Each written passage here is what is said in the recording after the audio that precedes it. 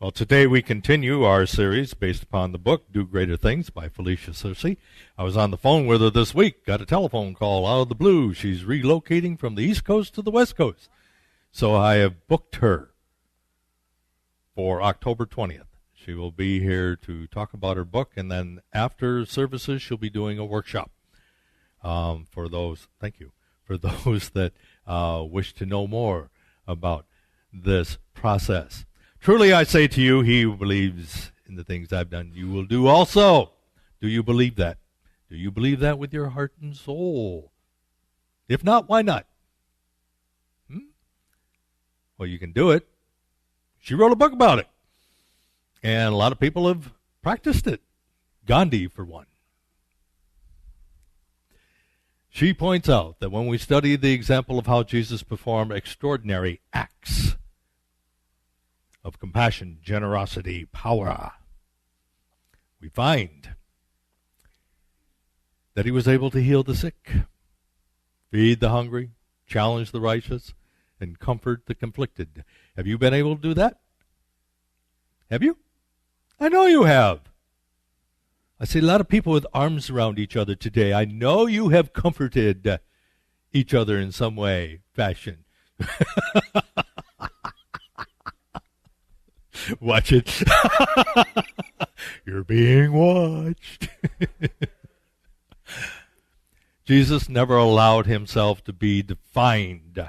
Don't call me good, he told one of the disciples. There's only one that is good, and that is God. By who he was or what he did, because he knew he was a channel through which that divine energy, that divine power, that essence that he called his loving Abba flowed through. Can we wake up each day and affirm that for ourselves? Again, my favorite question is, if not, why not? He tapped into the well springs of God's creative nature. God, being that creative life force, is constantly ongoing. It's never ending. How many of you have planted your garden? I talked about gardens last week. How many of you have planted your garden? How many of you have put seeds? How many of you have put plants in? How many of you have planted trees? I'm waiting for my peaches to come in now. Okay? I mean, the creative life force, that creative energy is constantly moving. It's always in flux. Are you a part of it, or have you withdrawn yourself from it? Are you actively participating in the creative essence we call God? Do you involve God in everything you do? Or are you just sitting on the couch waiting for something to happen? Do you know of anybody sitting on the couch waiting for something to happen? Do you know of somebody on the couch saying, I want some popcorn, but isn't willing to go in the kitchen and take Orville Redenbacher's popcorn, put it in the microwave, and make some? They're waiting for somebody else to come and do it for them. I know it wasn't you. Yeah. He was able to take the understanding and wisdom and bring it to bear in all ways, that he not only changed his life, he changed his life dramatically and those around him. Think about it. Who have you known in your lifetime that did something, said something, that inspired you to make a major change in your life? And are you not better for it? Well, that's what he did, but he did it on a grander scale. And when he talked about letting your light shine, that's what he meant. Taking what you know, taking that truth, and allowing it to shine in your life. He was able to channel that power and express it through all his activities. It is not I, but the Father who sent me that does the work. At Silent Unity, there is a sign as we walk in those doors to go to the prayer room that reminds each prayer worker that it is not I, it is the Christ within that speaks the truth. It is Christ within that touches the hearts and minds. It is the Christ within that meets me and meets you on that playing field called life. Why? So that we can face and overcome all the challenges that we have in our life and in our affairs, if we allow that expression to move through us. 5, he showed everyone what he was doing. They could too. All they had to do was connect to that power within themselves. You have it. All you got to do is connect. Now, I know you've got the power because you allow people to plug into you. What do you mean, Reverend Chuck?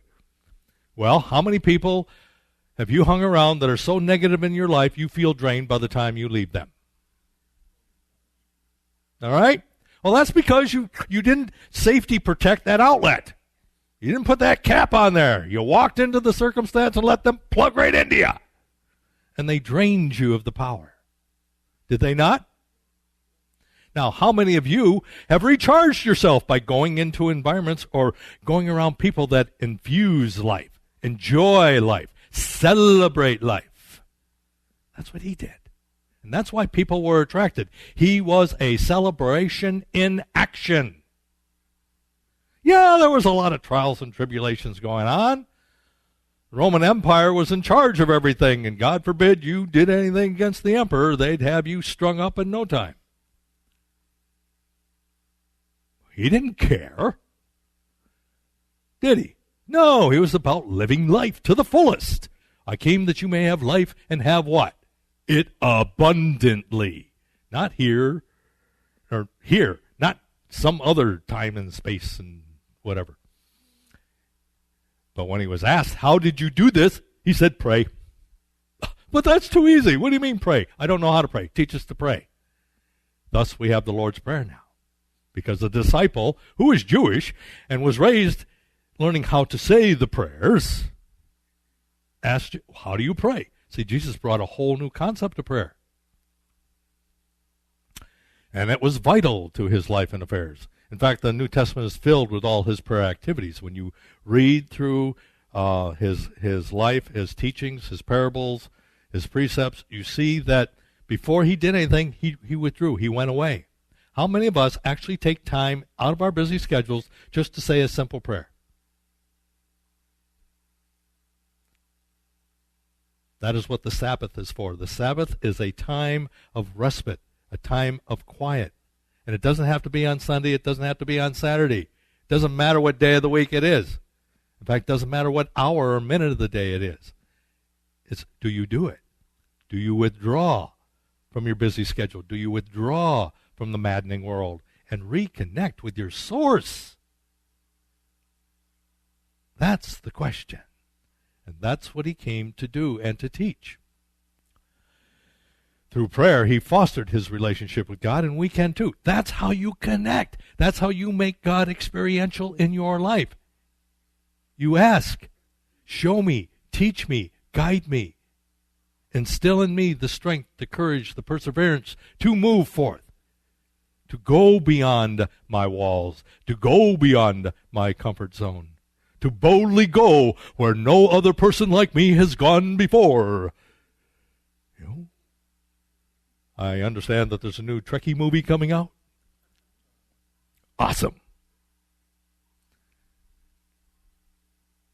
This is what we are about. This is how we get to do those greater things. Connecting. Prayer lifts the individual into a wonderful sense of oneness with God, who is the Spirit, the source of every good and perfect thing. So wrote our co-founder of Unity, and who used prayer to heal her tuberculosis. She was on her deathbed when she heard one statement. One statement. I'm a child of God and I do not inherit sickness. And out of that, it took her many years, but she healed herself. And when people found out what she did, they started writing. And thus was born Silent Unity. It started as a prayer ministry. Unity was never supposed to be a church, by the way. It was supposed to be an educational movement based upon the teachings of Jesus. But nobody wanted it. So the people that wanted it started their own church and wanted ministers. So thus, Unity developed a ministerial program, and here we are, over 100 years later. Aren't you glad? I know I'm glad. Well, Felicia continues. She says, prayer is a time we set aside and a method we use to gain a deeper understanding of God. It is. And I know some of you probably have a challenge with prayer. Oh, I know how to pray, Reverend Chuck. Do you know how to pray affirmatively? Can you pray without using a negative word? Can you pray without asking God to do something? Can you pray without asking God to take care of somebody else? And what I mean by taking care of somebody else, change them. Oh, when I was in Silent Unity, we got a lot of those prayers. Well, you please pray for my son. He's got a mean wife, and he needs to leave her. I want God to make him leave her. Okay, I'll try. And then another one. I need $40 to pay my phone bill. Yeah. Oh, yeah. We got a lot of those, too. Yeah. Okay. Let us go into prayer. No, I don't want to go into prayer. I want God to give me $40 to pay my phone bill. The human condition. Do we really know how to pray? Well, Jesus did, apparently, because he got a lot of things done. And all we need to do is somehow align ourselves with that dynamic. And we can. It takes practice. Well, I can't meditate, Reverend Chuck. Every time I try to go into silence, all my demons come up. I got all these thoughts. I can't quiet my mind long enough. I was the same way, especially in Catholic Church. You know, you're sitting there, you're supposed to be praying, and I'm thinking about everything else. So do you have that problem? You try to go into the quiet, into the silence, and yet your mind will not stop. It takes practice. And so I am going to do a prayer and meditative class, a little workshop. So I'll do that sometime, once I get some other stuff taken care of here. But I will do that as we head into the late spring, early summer. So be looking out for that. And we'll have it here on a Saturday. Like Jesus, prayer leads us into the innermost parts of our being where we discover the truth of our nature. Where is love? Out here? Where is your love? Where did God put the law? Where did he say he was writing the law? Out here? On our hearts. This is where you connect. Let's face it. When you first fell in love with the individual you're with, did you find it out here? No, it came from within here. The same thing with God. That presence and power and activity is within you. That is where you find it. So that's where you have to connect to it. Once we discover that connection, then there's no longer me and you. We're not divided. There's no separation. We see everything as oneness. Again, I take you back to your first love. Did you see yourself separated, or did you see yourself together? Immersed, enfolded in one another. Remember those days? Yeah, we remember those days, right. And every now and then, we tried to be romantic. Put cards in your lunches. Yeah. We discover that we too have the power to manifest all that is good and perfect through our actions of love and service. And this is how we show it. This is how we build upon it and make God experiential in our lives. When was the last time you just gave for the sake of giving? Nothing in return. You weren't looking for anything. How did you feel? When was the last time you gave service to someone? How did you feel? This is what we are here to do. That's what he did. He used every activity of prayer to manifest his power to heal and transform not only his life, but everybody that he touched. And you can only do that through love and service. It's the only way you can do it. It doesn't work any other way. And, of course, he didn't beseech God. He didn't pray to God to get something done or to get him to do something. Okay, hey, God, oh, no. Dad, hey, Dad, there's a mess down here. Okay? I know you sent me, and I'm supposed to be here and helping everybody, but come on, get rid of the Romans. They have been, after us time and time. Get rid of them. Come on, Dad. No. No. Although there were some in his group that wanted him to do that, Judas being one of them. No, it did not happen. He knew God already gave us everything we needed. All we had to do was connect to it. It is your Father's good pleasure to do what? Give you the kingdom. The Father already knows your needs before you even ask. Why? Because it's already there. The banquet has been set. All you have to do is go to the table and pick what you want. That's it. It's awesome. So why aren't we picking what we want? I got to tell you, there's some darn good fixins in that fellowship room. I went in there and picked what I wanted. And they're good. You prayed to know God mind, to connect with God mind, to create a relationship of pure faith. Oh.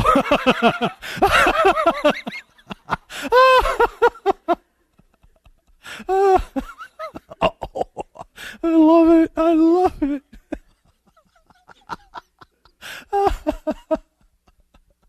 You know, Einstein, one of my favorite 20th century people, wanted to know the mind of God. It was that simple. And Jesus did this 2,000 years ago, and look what he accomplished. All right? What could we accomplish if we were to do that? He never prayed to God to intervene or save the people from their hardships and difficulties with Roman rule because he knew that's not what God does. That's up to us. If we want peace on earth, who's going to give it? We are, because it's already here. It's already a potential for us. His faith in the allness of God was far mightier than any circumstance. His prayers reflected that truth, and he was able to meet his challenges with grace and dignity. We can too. Because he gave us a guide, we have the power to tap into that infinite source of strength and wisdom and to manifest our power to the best of our ability. He believed that the will of God was absolute good, and this is where we sometimes get really stuck. Because we don't believe God's will for us is good. And I'll get to that in a moment here. So what's your prayer of faith like? Do you pray believing that you are at God's mercy? That you really don't trust God? And you can tell this by the way you pray. Listen to how you pray. Listen to what you say. Listen to your dialogue when you are speaking to God. Do you pray hoping and then disbelieving at the same time? Well, I hope this happens, but no, I haven't been good enough, or I haven't done this, or I haven't done that, or maybe that person's trying to keep my good from me. I'm here to tell you, no one can keep your good from you except one person. And you all know who that one person is. Thyself. If anyone's keeping anything from you, it's not God. Yeah, but you don't know the person I'm married to. You don't know the person I'm in a relationship to. I don't care about that. That's not what we're talking about here. We're talking about your relationship to God. We're talking about your connection to God. We're talking about you bringing forth all the divine ideas for your highest and best. The other individual might be a pain, but they're the pain you chose. So let it be. Let them do what they're going to do, and you do what you need to do, and that is make your connection. Do you play believing God's will for you is absolute good, or do you buy in the myth that God's will for you is suffering? And this is based upon Jesus' statement in the garden.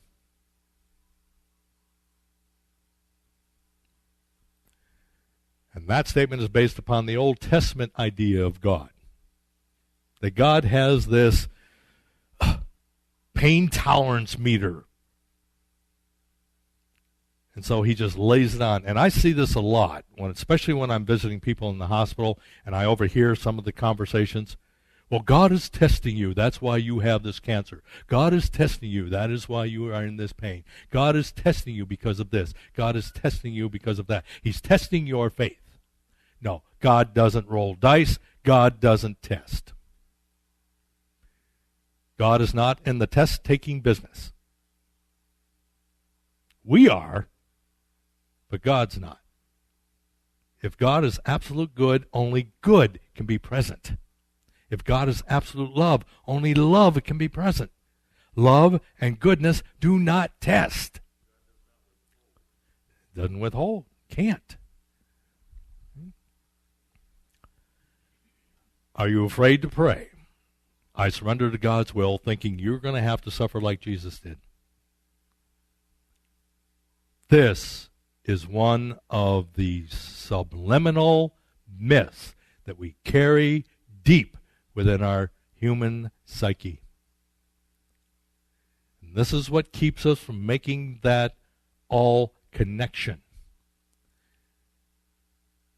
Is that we still believe on some level. We haven't changed it yet. We haven't brought it up yet. We haven't brought it out to change that belief that if I truly surrender to God's will, then he's going to make me suffer like he did Jesus.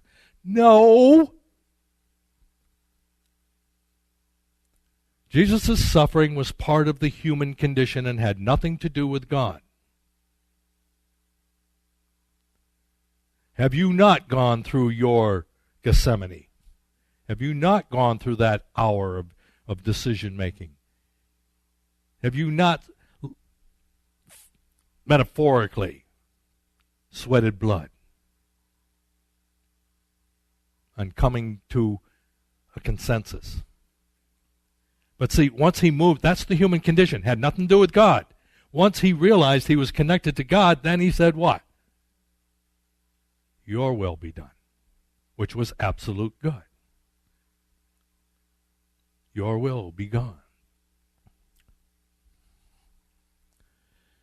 In Unity's Revealing Word, Charles Fillmore wrote, God's will is always perfection and all good for his children, perfect health in mind and body, abundance of every good thing, joy, peace, wisdom, eternal life. He does not will suffering or imperfection in any form. It is a long-held belief that if we are to learn to manifest our divine power, then we must first believe we have that power to manifest. And you do. You have it. Do you believe you can connect to and allow the power to be expressed through you unimpeded? If not, why not? Well, you'll have to wait next week. We'll talk about a renewed image. Until then, have fun. God bless you, dear friends.